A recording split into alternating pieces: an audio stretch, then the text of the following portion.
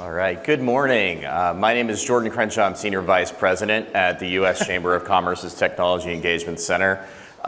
We have an excellent panel lined up to talk about the future of AI regulations, which seems to be keeping a lot of people employed in D.C. and also outside the Beltway as well, too. But anyway, I want to introduce our panelists. We have the esteemed Robin Kelly. She represents the 2nd District in Illinois in Congress.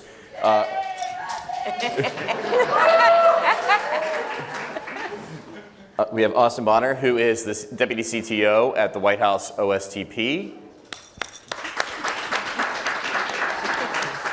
And we have Charles McRae with Salesforce. All right, so we're going to get kicked off with some of the questions about the future of AI regulation, but I think it's also important that we look at the past of how we've gotten to where we are now. In fact, just a year ago, last South by, it seemed like everyone just found that AI was invented for some reason, and it couldn't be further from the truth. We actually at the Chamber put out our own AI Commission report just around this time last year as well, really highlighting the need to get regulations right and really look at where we were, and then that helps us figure out where we're going.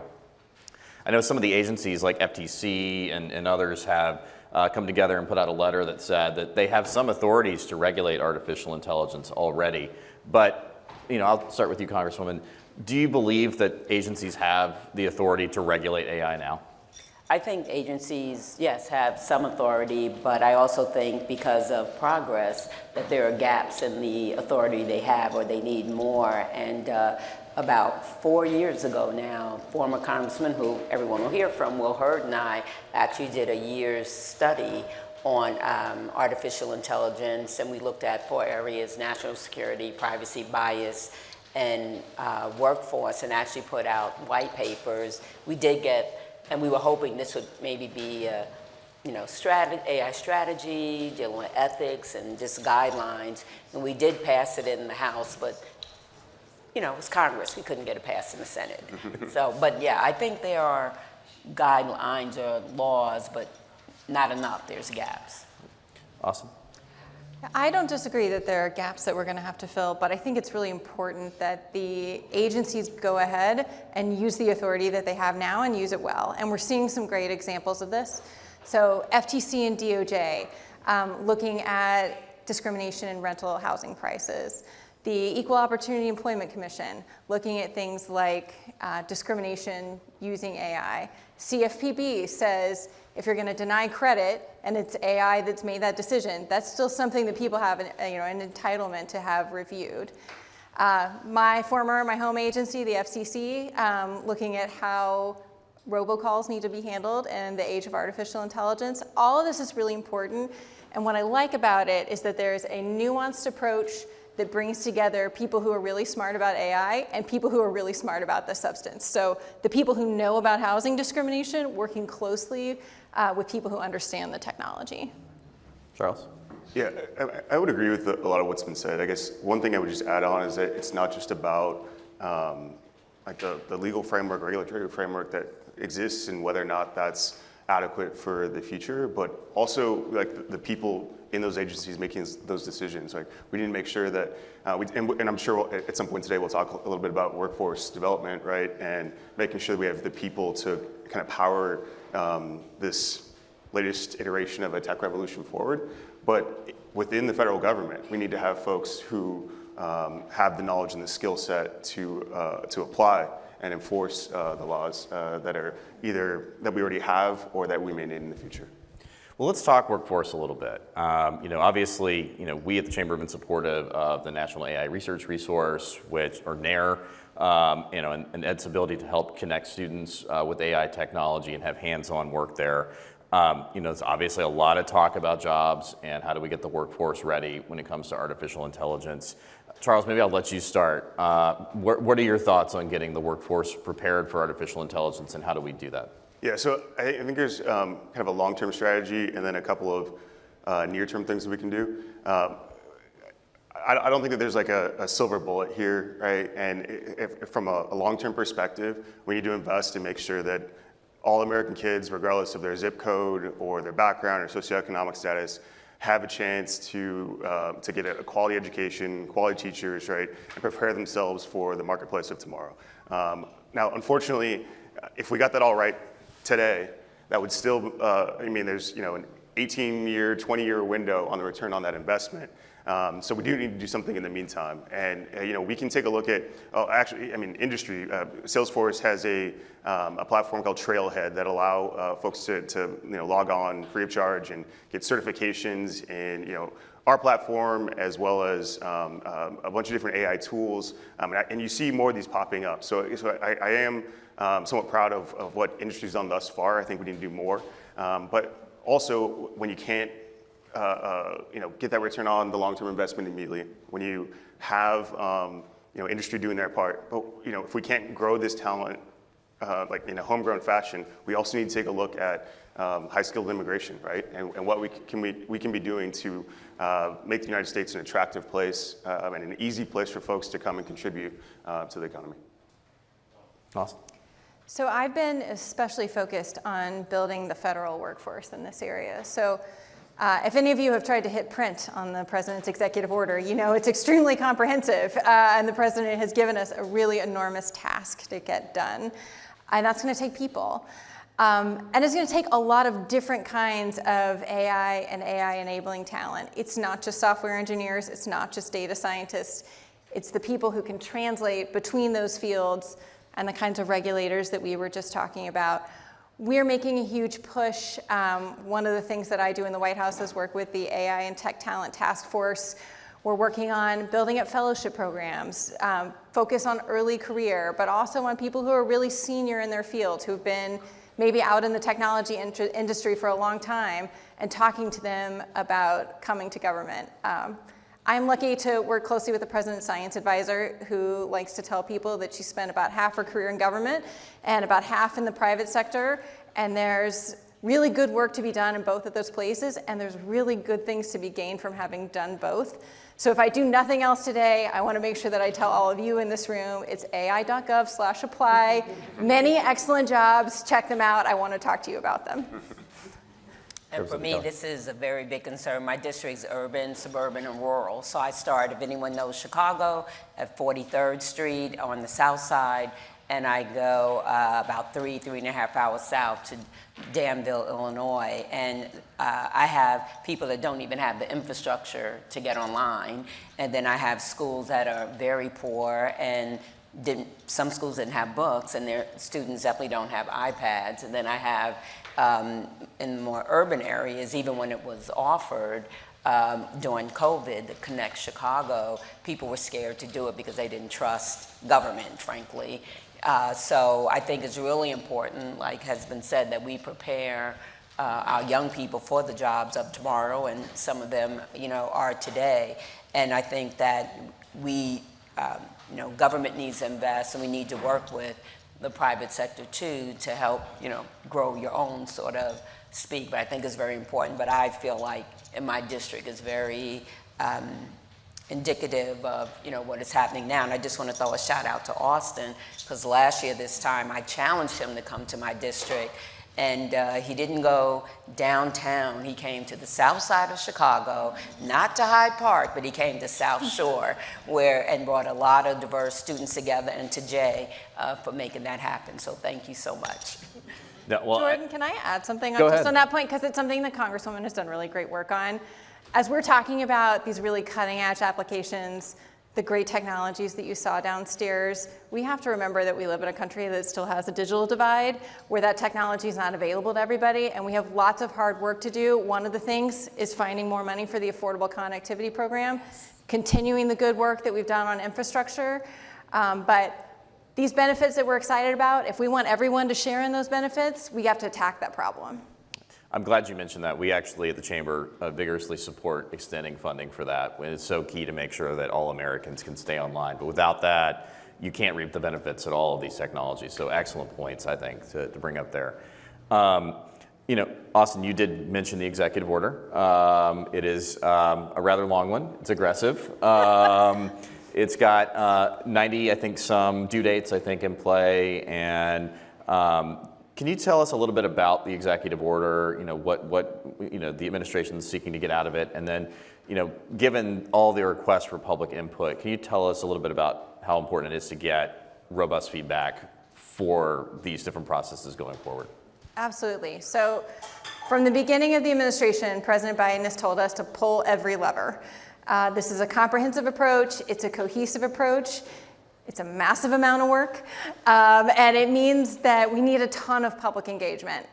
There are so many good things in progress already that I know many of you have contributed to, things like requests for comment on how we ought to be doing red teaming. I know you're going to hear from Elham, who's here later in the day, about all the good work that's going on at NIST. They're seeking comment on a wide range of subjects. There are going to be many more of those. There are open ones today that I have written down on this note in my pocket so that I will say them to you correctly.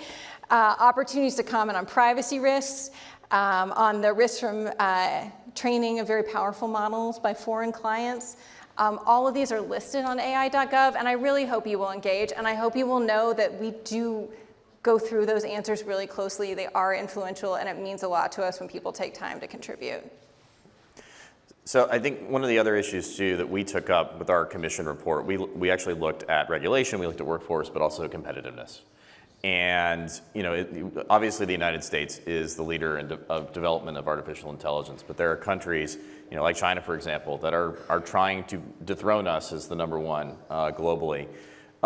Maybe I'll start, Charles, if you have any thoughts on what are the foundations that we have here that can help us compete, and how do we make sure that we do that going forward? Yeah, I guess I would give a bit of an abstract response to that, right? It's true. We have a culture of innovation, and historically, success begets success, right? We have some infrastructure built here and some natural advantages. But to keep that moving in the right direction, we do need American leadership, right? And to kind of acknowledge, whether it be through our digital trade policies, whether it be finally achieving a national privacy standard, right? One that is interoperable with, some of the folks in the West are allies who think similarly about, economic independence and the future of technology. There's a lot of kind of harmonization that we need to see in our policies. We need to get them right domestically, and we need to work with our partners to make sure that there can be a free flow of data and systems that are interoperable, and really just collaboration. And I'm speaking certainly about across the pond, right, with the Europeans, but elsewhere. So I think that for us, like focusing on getting these policies right, we talked a little bit about this at dinner last night. We've got to get these policies right, but we have to work with others and make sure that we're not ceding any ground where American leadership should be, because that vacuum will be filled by other actors, and we can't always guarantee that they'll share our vision and values. Awesome.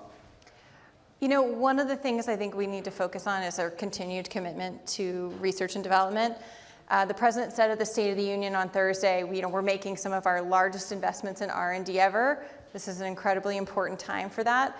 And it's important to our global leadership. So things like you mentioned, the National AI Research Resource, a real democratizing force, making sure it's not just the largest companies in the United States that have access to really intense compute. Work that the National Science Foundation is doing through its 29 AI research centers, lots of great work in regional innovation engines, and then one I'm really excited about, the Department of Energy's Trillion Parameter Consortium. We have great R&D resources in this country, and we need to put them to work on this problem, and that's how we start from the base and build a global leadership that can really last.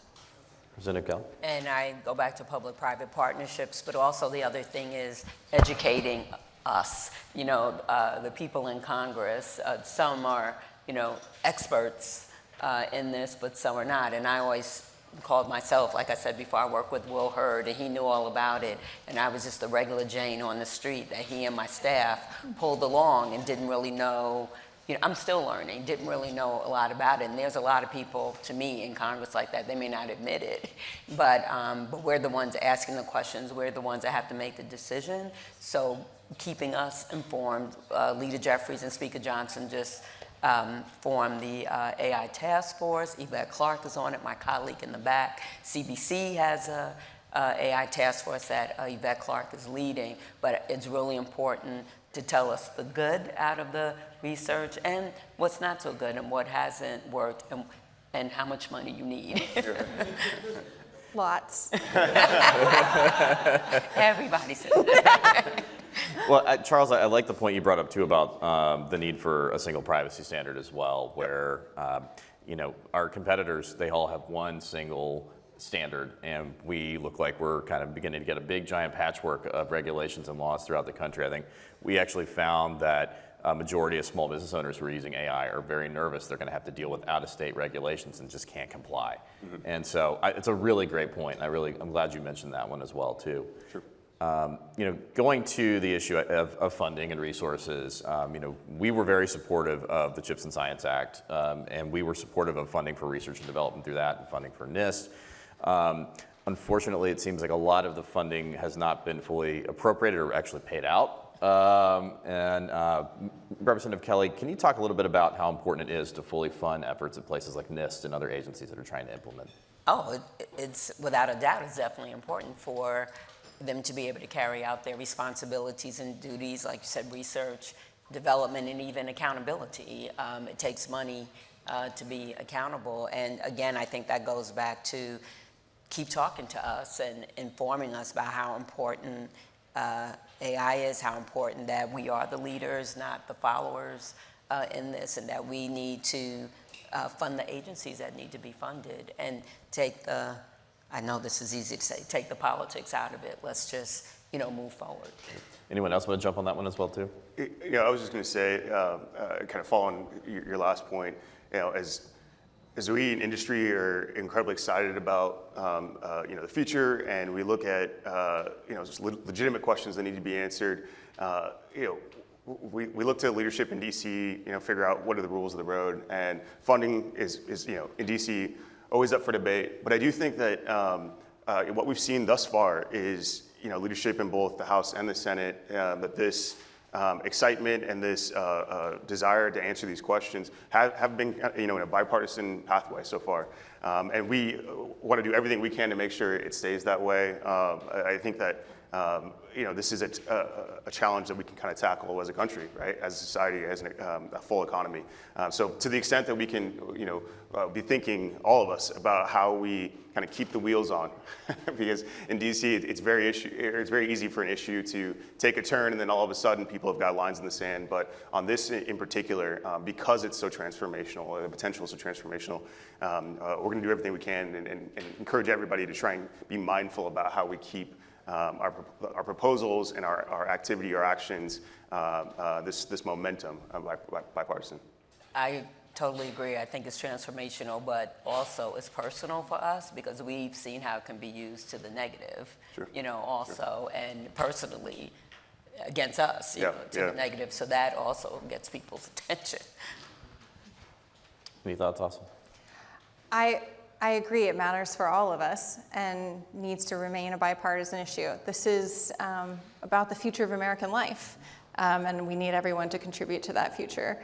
It's a really interesting point you made about the way it's affecting maybe particularly people in politics. One of the things that I like to keep an eye on, that I think we should all keep an eye on, is there's all kinds of good work being done to keep women's leadership in politics in the forefront, to really build up that force. And there are ways that technology can make some of those problems worse, and we need to do the work of pushing back against that. We've come a long way in women's leadership in our federal government, and it's really important that we keep our commitment to that.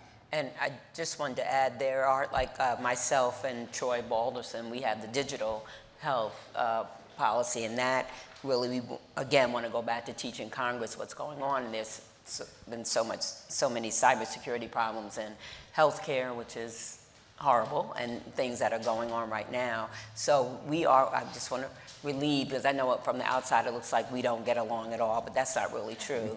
Some of us we don't, but most of us get along. We work together. energy and commerce. Congresswoman Clark is on energy and commerce with me. We've passed so many bipartisan bills out and around AI, all sorts of things. So we do work together, and we're trying to solve this problem. Yeah, this is definitely an issue where I have not seen both Republicans and Democrats come together and actually want to roll up their sleeves and really look at the issue like this. So it's encouraging. So is a panel about the future of AI and regulations. Where, and I'll start with you, Representative Kelly, where do you see things in like 6 months on the either legislative side, or what are the issues that we're not seeing that we should be looking to right now? Well, even though we get along better than people think, we haven't passed that many bills. I mean, they may come out of committee, but they don't really get to the floor. But it'll be interesting 6 months from now because the elections are really close, and there's been a lot of concerns around the election. And one of my colleagues told me that his staff showed him and him speaking, and it wasn't really him, and he didn't really use those words. So that's a concern we want to see as we get closer to election, what's going to happen there. And then the other thing is we just talked about TikTok and energy and commerce, and what we talked about, the bill passed out that TikTok has 6 months to divest, not ban. And so 6 months from now, we'll see where we are with that. Well, we have a lot of homework to do over the next 6 months. One of the points that I am most excited about is the forthcoming guidance from the Office of Management and Budget to the federal agencies. It's called a memo, which sounds dry, but this is actually really, really exciting stuff. This is the rules of the road for how federal agencies themselves make sure they are using AI in a safe and responsible way, and a way that creates benefits for the American people. Some of you, thank you, commented on the draft that OMB put out. We expect the final rules to come out really soon. But this is how we lead by example, how we show that this can be done in a way that protects rights and safety while still creating a lot of benefits. So I'm especially looking forward to that. That's an excellent point to mention too, about how there's somewhat of a regulatory and standards creation just the procurement process in government and how it's used. So it's interesting to keep watch for that too. So, Charles? Yeah, I guess I would double down on what the Congresswoman had mentioned. Somebody told me that kind of coincidentally, if you look at the world's population, like half of the world's population, something like that, is going to be going to the ballot box this year, right? And so you have democracies around the world, places where norms and the political cultures are different, right? And you have the injection of this new powerful technology. So I think we're going to have to wait and see. It's not as if we're not thinking about it right now, but the use case may be hard to predict. The geography might be hard to predict. But there will be a nefarious actor out there somewhere, and probably many. So I think we need to be mindful about the rules we set up, and then also just the detection of these, and figure out how to push back. Salesforce supports a Holly Klobuchar on the Senate side a bill that looks at this issue, and I know there are a bunch in the House side and more coming, right? So I think it's going to be 6 months from now we'll be right in the middle of a domestic presidential election, high stakes, but that story will be playing out globally as well. So it'll be an early test to figure out kind of how we can get our arms wrapped around this and make sure that our elections are free and fair moving forward. So I think we have time for a couple questions from the audience. Go ahead and open things up right now.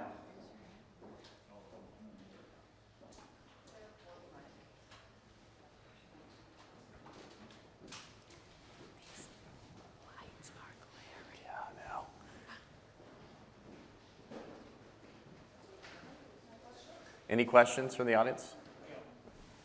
Yeah, someone right over here. Do I need a mic, or can you? Yeah, we have a mic coming right here. Here we go.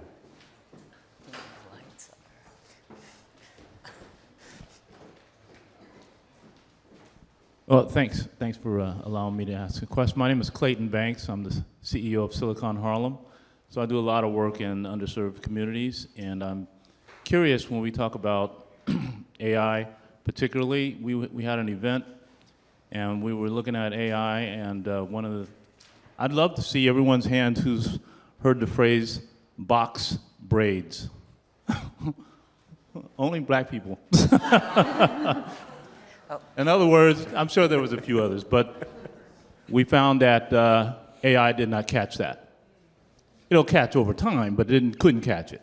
And so when we talk about whether it's private or public, the key is certainly, to you said, Congressman, is that we have to get more and more access and exposure to kids, right? If we're going to look at Hack the Future, we're going to have to give them the resources that they need that you talked about. So I guess part of my question is, when we look at things like tribal lands, for example, what are we doing on those tribal lands? There's a lot of greatness on those tribes. I actually happen to grow up with a lot of those areas. There's a lot to be done there. So I'm curious, when you are working in the government, as you're doing, as we're doing in the private sector, how do we become much more equitable across all of our country and all over the world, for that matter? I guess I can just speak for our company. I mean, one of our corporate values is equality, right? And I know that just putting on a website that this is a corporate value, it perhaps isn't that important. But I do think that seeing how those in industry kind of back that up, and one thing you can do is be bold enough to set goals and then publish how you're tracking towards those goals. At Salesforce, we kind of a year earlier than we anticipated had hit 50% of our employees are from some type of unrepresented group. And so, I think that for industry, it's acknowledging that this is something that needs to be addressed, not only just because it makes you feel good, but because we need to be intentional about designing products that work for everybody. And there's also a business case to be made about making your products and services applicable to a wider audience or easier to use. So I think it's for us looking at it from the business case and then saying out loud what we're going to do and being accountable to the goals that we set for ourselves. And for me, I don't have tribal in my district, but I can speak about resources and opportunities I have to give back to my district to support career centers that work in this field, or support different groups that have cropped up that deal with technology and trying to get kids, not when they're in school, but outside of school, like extra programming and extra activity to go into this field, because sometimes the kids don't even know what's available, but there are different organizations that are really working toward that in my district, and I'm trying to support them with resources. And that's, I think, one of the many reasons why the administration's put such a large emphasis and something like $60 billion behind creating connectivity to the internet everywhere in this country for everyone. Like many of you, I spent a lot of 2020 at home when I was still working at the Federal Communications Commission, trying to help folks figure out how to keep education going as well as they possibly could, and watching communities particularly those for example, in Navajo Nation, where people were driving, not just driving to the McDonald's to use the Wi-Fi, but driving to the McDonald's that's 30 miles away in those communities to use the Wi-Fi to go to school. That's something that we're working on, but something that has to change, because if we want people to be excited about these technologies and be part of the future development so that the face of the technology looks like all of us, we need to meet kids where they are right now, make sure that they see themselves in those opportunities. It's not just, it's not just that it's great for them, it's great for us as a community to make sure we're capturing all of those ideas and enthusiasm and perspectives. And also there are members of Congress that do represent those areas, like Sharice Davis, and then we have Secretary Deb Haaland, and others too, on both sides of the aisle that are paying attention to this. My big concern when you talk about the workforce and things like that is just the pushback on diversity, equity, and inclusion. And diversity, equity, and inclusion means you include everybody, but there's, as there's been a lot of pushback on that, so that gives me some concern. Yeah, and I think one of the things too on the digital equity side is ensuring that the broadband infrastructure funding gets efficiently and quickly to areas that need it now. I think a lot of times we've seen in the past that funding will go to areas that still have some service, and because there is some return on investment, and ensuring that it actually goes to those areas of the country that really do not have access first, to prioritize those areas. So that's why it's critically important that we get it out to the people who need it the most. Any other questions? One right over here. Hello. So, hi, I'm Paulina from Meta.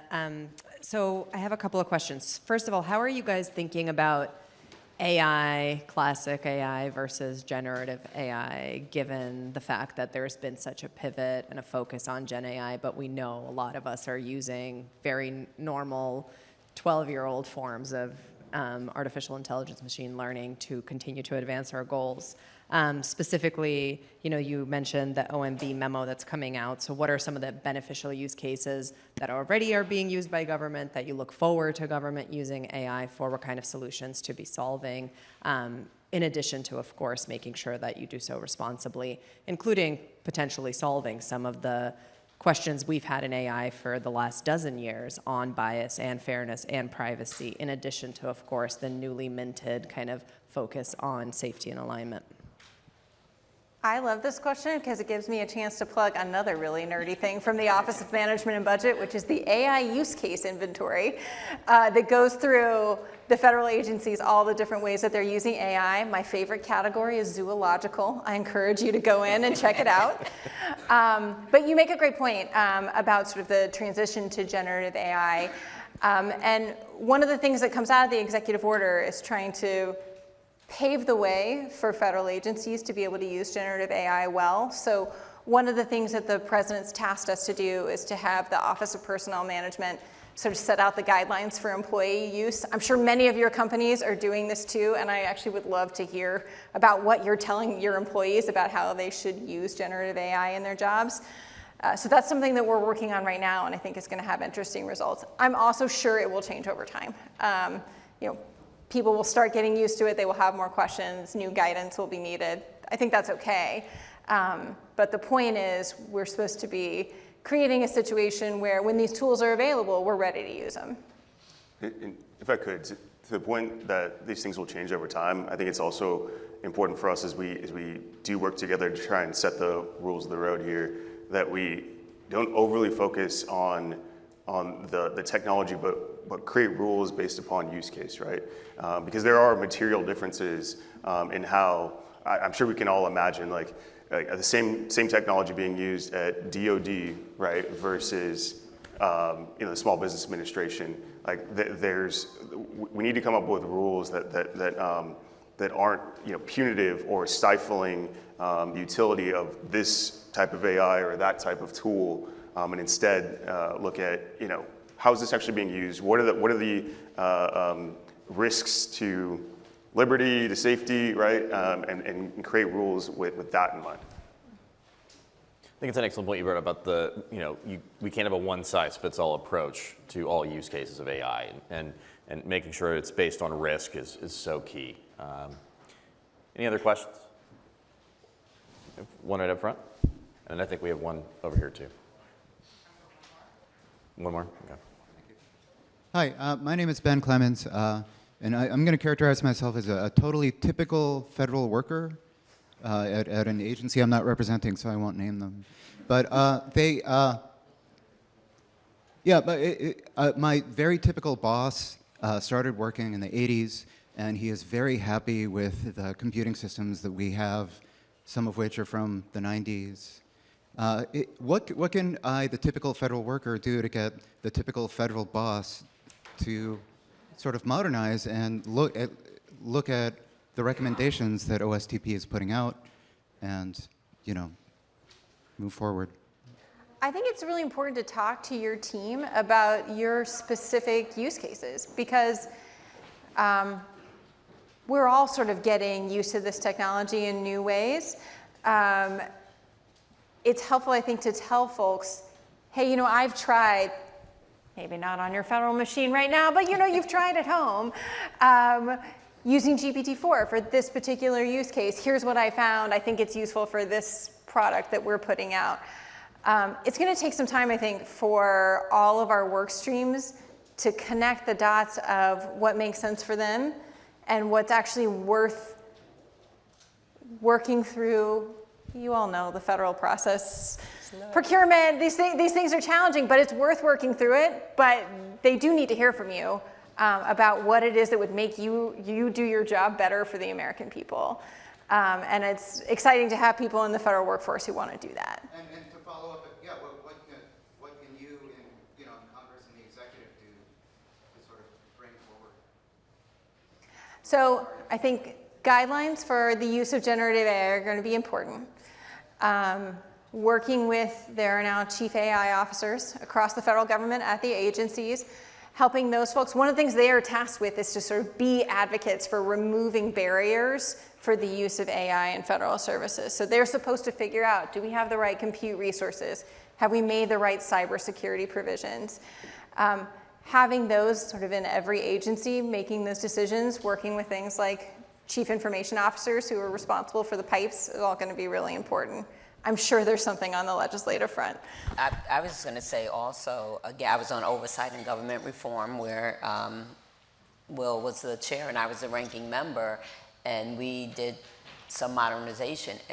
I'm going to be really simple. I told you I was Jane on the street, but just people's comfort level. That's probably has something to do with it too. That, like you said, he's from the 80s, which sounds young to me, but from the 80s, and he's comfortable with that. Like, how do we get people working in the federal government to modernize? And we had a lot of hearings around that fact and challenge agency heads, quite frankly, that it's time to move ahead. Yeah. Not around, that specifically, but. If I could just quickly, I also think we need to do a better job of like providing the carrot as well. Like when we see, because there are examples where digital transformation has been implemented and to the benefit of the constituent or the at VA, right? Like let's shorten. We can use technology to handle or expedite appointment systems, right, for our veterans. Let's find those examples and let's reward the folks and celebrate those folks and try and figure out where are the other places in government that can be using this similar technology. I think as industry we should be doing that, and certainly throughout the federal government. We actually had a grading system, so you didn't want to see yourself with. There you go. You want a D. Yeah. And I think it's critically important too is that AI can't work without data. And unfortunately, we're dealing still with agencies that are stuck on paper. And we actually released a report about a year ago that showed there are hundreds of millions of dollars in waste just from a lack of digitization. So we need to make sure that we get government digitized just so we can start to really fully reap the benefits of artificial intelligence. So strategic investments are absolutely necessary as well. So I see our time is done. I'll make a shameless plug. Our AI Commission report that I mentioned is actually downstairs. If people want to get a copy of it, it's in the foyer. But I also want to thank our great panel, Representative Kelly, Austin, Charles. Thank you so much.